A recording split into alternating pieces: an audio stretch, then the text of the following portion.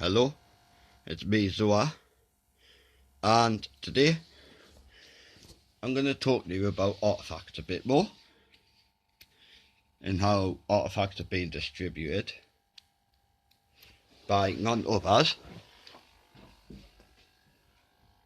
than God in disguise. So in other words, aliens, because God didn't create, isn't from the planet Earth, is he? He created it. And what we call aliens are any species not from the planet Earth. Clearly stated there, God created it. So God is an alien. So if you believe in aliens, then you must believe in an alien who knows what he's doing above other aliens. God, Ahura Master, is called Yahweh Jehovah Meh. You might know him as the Greek time Forerunners perhaps, or perhaps the Egyptian god what? Or perhaps the Mayan god Kukulkan. So only a select few people he is represented by that, but you get other gods such as Horus. That was me in a past life, but I wasn't a god myself. I was actually an angel of God, working for God, but I'd done the wrong thing. Such as Hanuman, the Hindu monkey god, is actually Goku from Dragon Ball. It's actually Goku from Dragon Ball, Hanuman, the monkey god. Yep. From the Hindu mythology, for example, he's not a god himself, even though he's Super Saiyan Blue, Super Saiyan God. He's actually an angel of gods, of a Ahura Master, helping him out through here in this universe, for example. So yeah, that sounds a bit crazy, one universe coming into another. However, there's a few examples here, and I'm going to first go to a fictional source. The film Knowing here is a very good film with Nicolas Cage in it, but it's not about him. It's about what it's about. You may have seen this in my previous videos, but it's about knowing about the end times, the eclipse. And in this film, which is right here, I'll put it towards the end of the film. At the beginning of the film, this little boy here receives an artifact from a mysterious man in black wearing glasses in the suit. He received one of these black stones here. The very same stone I'm holding. So if I look at this before I press play on that, we have a meteorite shaped like a skull with various rune inscriptions on it, including a fossil. A skull-shaped meteorite. Along with this. What you're seeing on screen is him. This is the Rapture, as it has been since I've been doing these recordings. And they're picking him up. They're two of God's angels there. So if I do this, you'll see what artifact I'm holding. We'll listen to this as well. Nicolas Cage there.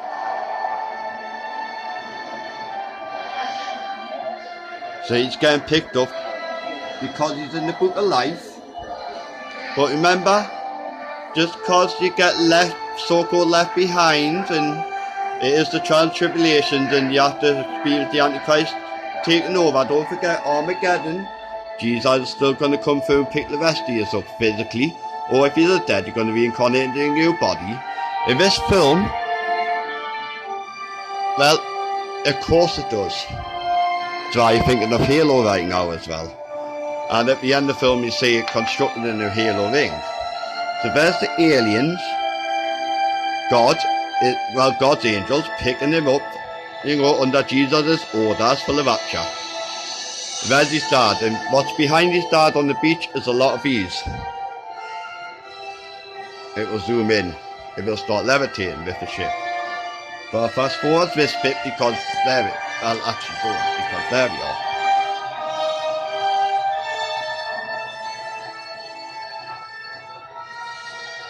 Yeah. The reason why I'm showing you this Because what's shown in so-called fiction is also real.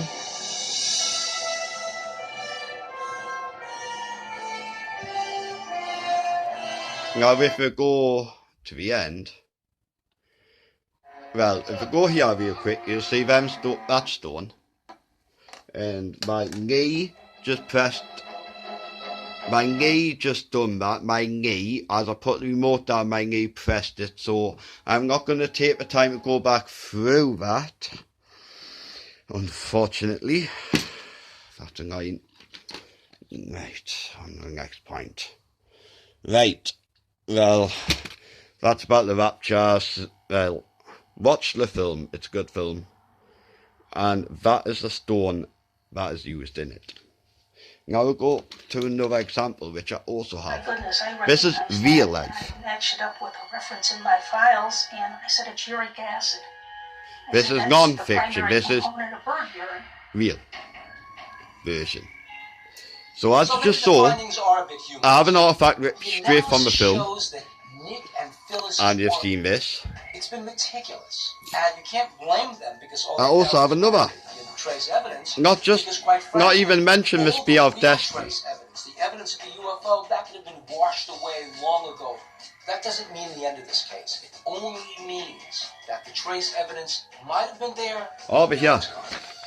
See my previous videos for other references and to get it fully, especially the stuff about wormholes. From the case in Poland, what did you find? Spaceship landed, crashed. We basically found that there was vitrified glass-like soil. What I'm holding, and you've seen it a lot in my other videos. Soil vitrification occurs when soil is heated to 1500 to 3000 degrees Fahrenheit. Although vitrification can occur naturally, let's say with a lightning strike, the unnatural process of soil vitrification is being used to clean up toxic waste sites. The process includes putting 4 electrodes into the infected area of the toxic spill. This rock I'm holding. The current is then passed through the electrodes to create heat, thus melting the surrounding soil. The result? A glass-like rock that contains the harmful contaminants, making it safe for transportation. It's an expensive process and fairly new technology that is only now beginning to be utilized. Is it likely that this is the explanation for the soil vitrification in Golubki, Poland? Probably not. So there was no evidence of someone performing this vitrification there? No, that was my understanding. Okay. So which leaves us with the possibility that it was Dusk stone. Dusk stone. There's some connection with the UFO that was sighted tonight. Maybe the black stone of Mecca is connected to these stones. Well, this is the biggest one I've found. Well, not the biggest out the front of the garden. Well, that looks like a cut gemstone already. So they found vitrified soil the size of cinder blocks, and that's a pretty big size. What kind of equipment do you think it would take? This one's obsidian, not vitrified soil, because there's 2 dust stones. Vitrified soil here, and obsidian. All of those things require industrial-sized commitment.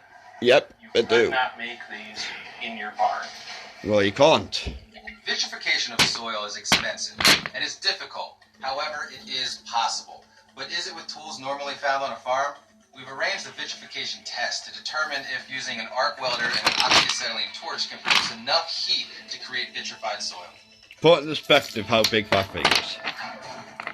We're in Levittown, Pennsylvania, meeting Cindy Fitokowski, owner of First Choice Welding. This is them trying to man-make using common welding equipment. This stuff. We have 2 different processes that can definitely surpass 3,000 degrees. How do you think the planet reached was glass? How do you think the glass planet in Halo? Around 6,000 degrees. Vitrify the soil where nothing could grow on it. You end up with this shite instead, dust stones. Is an electrical current that goes from the welding rod into the workpiece. Vitrified soil, you get dust stones. If it can't grow anything on it, you gotta be trying to recreate it there, right? And all the teeth, right, is a tiny little shard like this. That's literally what we get off of that attempt to get that. Come on. There's that bit dust stone, right? There's that tiny little shard.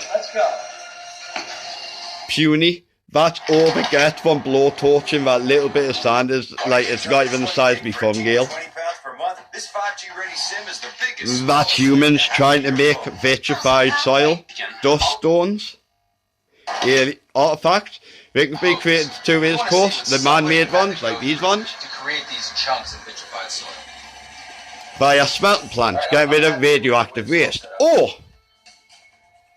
alien spaceships. Now, if you watch my previous videos last year on Friday the 13th of March 2020, found my first. The spaceship appeared there and it was well known to be a smelting plant. And since you've seen other spaceships flying around the same area on my videos.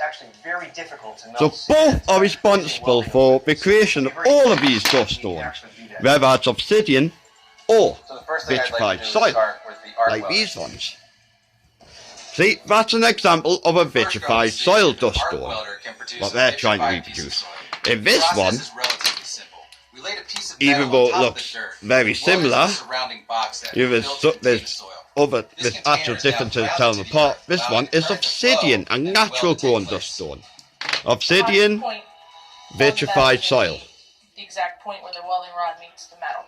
And then as we weld, the heat's going to... So go to the next point, because that is dust stones covered. We'll go to this. Will some vitrification occur That's on then a granular level? they've created it. It's very minute. But certainly not on the scale that we're talking about. Obsidian. I have to point out now, because I've just cut myself on this. I've just cut myself on the finger with my dust stone, with my vitrified soil. It's that sharp. So when you think of obsidian blades in the past, in ancient history and cultures like the Mayans and stuff, obsidian blades, or vitrified soil blades, both could be used to the same effect. Just accidentally cut my finger there. Sorry about the graphic blood view, but that ties in with blood sacrificed for Horcruxes.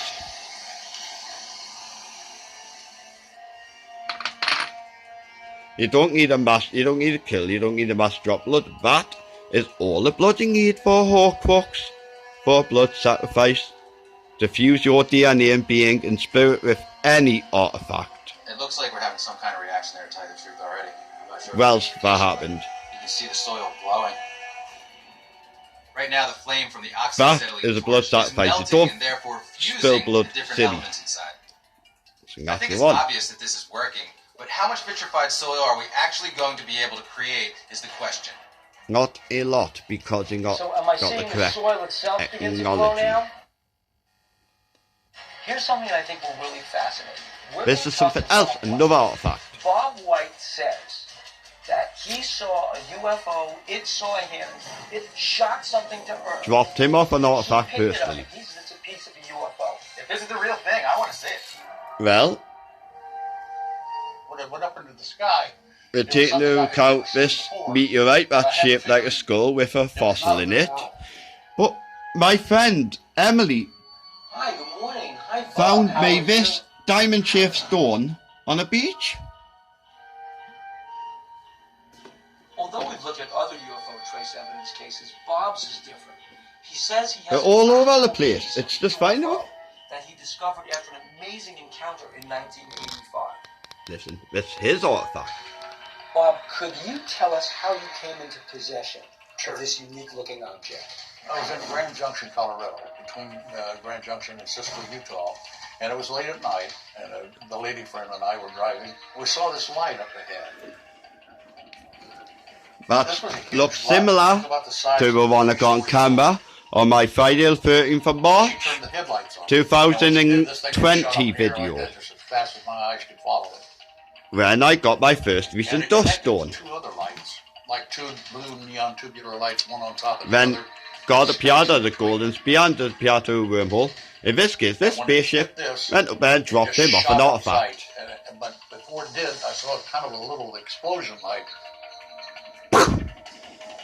this thing came back down toward me. There was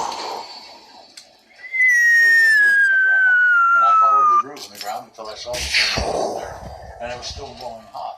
Get your artifact. So after Bob Get your sees this artifact. he heads out to where he thought the piece Knowing. and he sees this groove in the ground. Get the diamond.